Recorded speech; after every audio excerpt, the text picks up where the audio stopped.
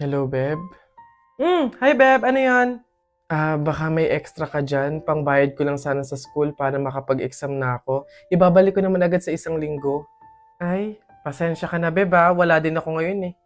Sige, sige. Salamat. Bibigyan mo pa ako ng obligasyon. Ayaw gumawa ng sarili niyang paraan. Wow, ganda naman nito. Magkano ba to?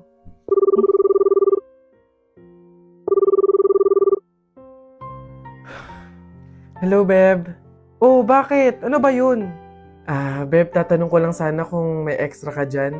Uuwi kasi ako ng probinsya eh. Doon ako nakahanap ng trabaho. Ibabalik ko naman agad pagkasahod ko.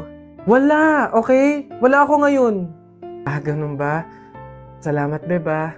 Pasensya ka na. Visit? Ano? Hello, Beb. Ano yun? Manghihiram ka na naman? Oo, sana, Beb.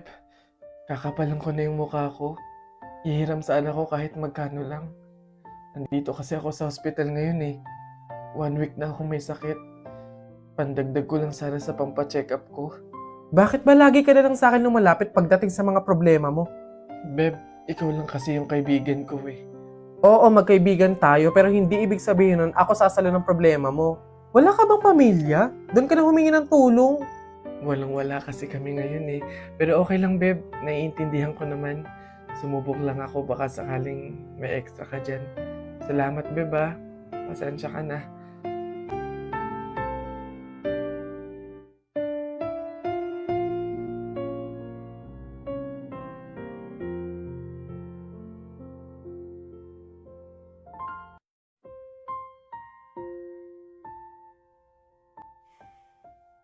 One week nang hindi online si Jennifer, ah. Hello, Jennifer? Hello, Iha? Oh, tita, bakit kayo pa yung sumagot? 1 week na po kasing hindi nag-online si Jennifer eh. Kakamustahin ko po sana siya. Iha, wala na si Jennifer. Ano po? Pasensya ka na kung hindi ka namin nasabihan agad ah. Nagkaroon ng tubig yung baga niya. Nagkaroon din ng malaking bukol yung dinadaluyan ng hangin kaya maging mga oxygen dito sa hospital eh hindi na kinaya. Iha, mamaya na yung libing niya. Iniwan na tayo ni Jennifer.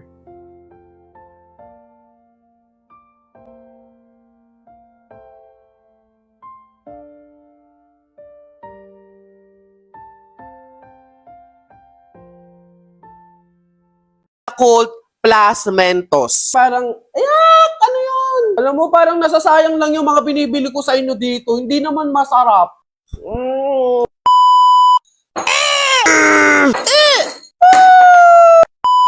Howdy, people! O, paano? Magkakasama na naman tayo. Nagbasa ako ng mga comment, tapos eto, yung madami akong nakitang comment, Yakult plus Mentos. Nakaka-curious, like bilang isang matalino, anong lasa na naman nun? Talagang pumasok sa utak ko na, tinry nyo yun? Sasuggest nyo sa akin, tapos sasabihin nyo masarap or what? Hindi, try ko, malamang. Ayun, kakagising ko lang ulit at wala kayong pakialam. Kaya nga nagkakabahoan lagi ng hininga kasi. Anong oras ako nagigising? Hapon na. So, hindi naman para maganda ligo-ligo, magkayos-ayos pa ako para lang sa inyo. No! Meron tayong baso, yellow, Yakult, yung ating bida for today, and Mentos. Silang dalawa yung bida natin ngayon. So again, hindi to sponsor, hindi to brand collaboration, pero Yakult, Mentos, Bacana Man! Huwag na tayong dumadapa, try na natin. So, unahin natin yung Yakult. Let's open it.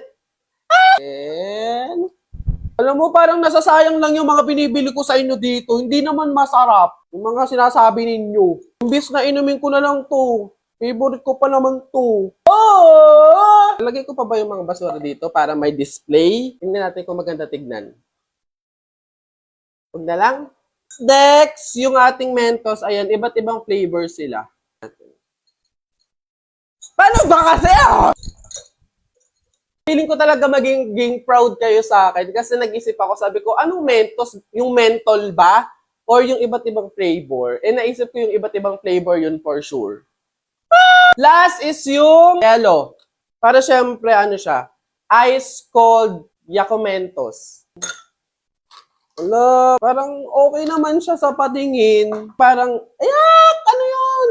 Gawin natin ganyan. Ewan ko din sa mga naisip nyo. Taste test, moment of truth.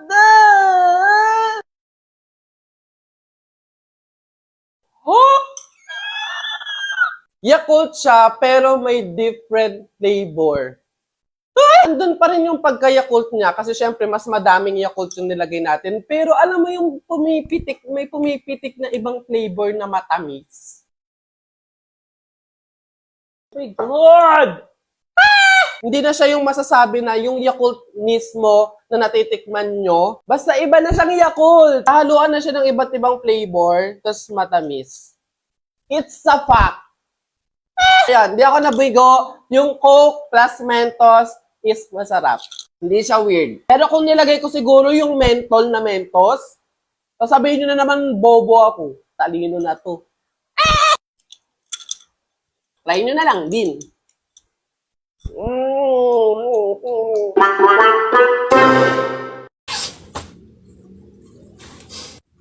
Oh, ba't ganyan mga itsura nyo? Eh kasi naman tayo natalo kami ng Jepoy na yun sa flip top eh. Bata-bata, yabang-yabang eh. Diyos naman, natalo kayong dalawa ng isang bata sa flip top? Hihina naman ng mga anak ko na to. Ako nang tatapos di sa nginunguto-nguto nyo yan, ituro nyo sa akin ng Jepoy na yan. Eto tay. O Totoy, ikaw pala tumalo sa mga anak ko sa flip top. Hindi naman sa pinapatulang kita dahil bata ka, pero syempre mga anak ko to, kailangan ko ding ipagtanggol.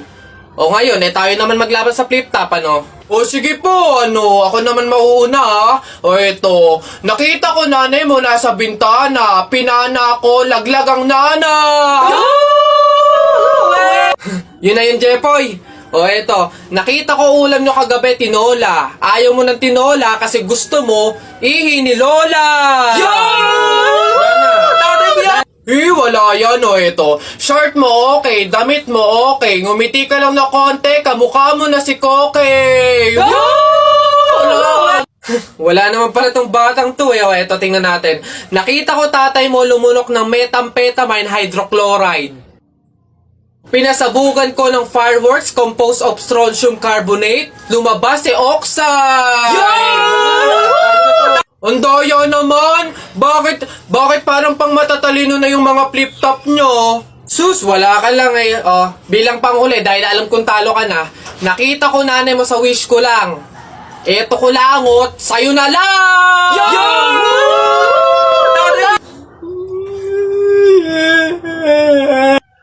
Talo! Patay ako. Oh, bakit? Bagsak ako sa lahat ng exam. As in, lahat ng subject bagsak ako. Paano nangyari yun? Ginawa mo ba yung sinabi kong pamahiin sa'yo na kapag may exam, maglagay ka ng libro sa ilalim ng unan bago matulog? Yun nga ginawa ko naman yung sinabi mong pamahiin eh. Kaso, ewan ko ba't hindi gumana? O, yun naman pala eh. Nakalimutan mo pa rin yung review mo? Ha?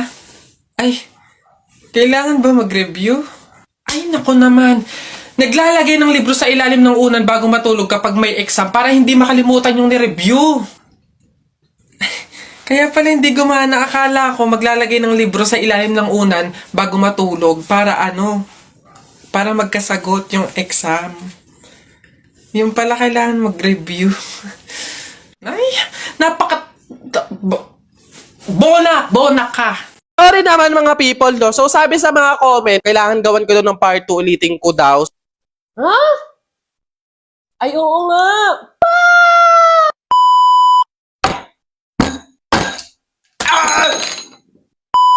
Lo, ba't kayo galito? Ba't kayo galito? Kakagising ko lang, nakita ko yung mga comment kung ano-ano sinasabi nyo, hindi porke mali ako. Panabok na lang, Pag ganitong namamaga yung wisdom teeth ko, sinasabi ko sa inyo, huwag nyo talaga ako iniinis talaga. Hahambalusin talaga! OA. Mali naman talaga. Hindi ko naman alam. Wala naman nagsabi sa akin. Sana minessage nyo ako. Sinabayan nyo ako, inaway nyo ako para at least man lang alam ko kung paano yung gagawin. So, kaya naman uulitin ko ulit, pero syempre, siguraduhin nyo na masarap pa rin to ha. Pag hindi talaga, ibablock talaga yung mga nag-comment, day. Yung sting daw mismo yung gagawing tubig nung gatas. Hindi ko titimplahin yung gatas gamit yung tubig. Yung mismong sting pala dapat. Bobo naman talaga. So, ayan, meron tayong sting ulit. Itong sting na to, yung nakaraan pa to. Yung video na nakita nyo na yon, ito pa din yon. Tapos meron tayo yellow ulit and gatas. So, try ulit natin. Mabilisan lang naman to. So, Bear Brand. Wala na, natapon-tapon na. Ang tagal naman. Sinama nyo ako. Minusgahan nyo ako. Kung ano-ano pinagkasabi nyo sa comment. 1,000 plus yun ha. Pag ito hindi pa din masarap kahit tama na yung gagawin ko, ipapakulap. O ayan na ha, hindi ko na siya lalagyan ng tubig. Hindi ko na siya titimplahan ng tubig. Yung sting mismo ang gagawing pangtimpla nito. Tignan natin. Kita nyo? Ang baboy hindi aesthetic. Nakita nyo naman yan. So, haluin natin. Hindi naman natin uubusin. Kasi pangit din naman yung lasa. Last, lagyan natin ng yellow. Alam nyo, feeling ko, nararamdaman ko, magiging proud kayo sa akin. Kasi parang natama ko yung pagkakamali ko. Ang gaan. Sa pakaramdam. Pag eto, hindi pa rin masarap, pahiya kayo ngayon. Moment of truth! Taste test! Di pa pala ako nakain. Baka ikamata. Wala pa palang laman yung tiyan ko, tapos mag-i-sting ako. At least Bear Brand. May Bear Brand. So parang tibay lakas. Let's take a sip. Ay, oo nga! Masarap! Para pa rin siyang Dutch Mill. Masarap nga. Ay, ang bobo, strawberry nga pala talaga to. Kaya pala Sa unang video sinasabi ko, para siya strawberry. Strawberry pala talaga yung sting. Hindi kasi nagbabasa, babe. Lasa siyang Dutch Mill. Alam mo yung mga frap or frappe sa coffee shop? Ganon. Nagsama-samang prutas na binlender mo. Ganon, para siyang shake. Tama kayo! Sarap! Masarap. When I'm with you, it's like deja vu. I realize the dreams really come through. We keep on talking for the moment we live in. Let's just keep drinking till the moon disappears. You are the one that I want, the one that will stay by my side till I'm gone. Love all my life, no sacrifice, just for the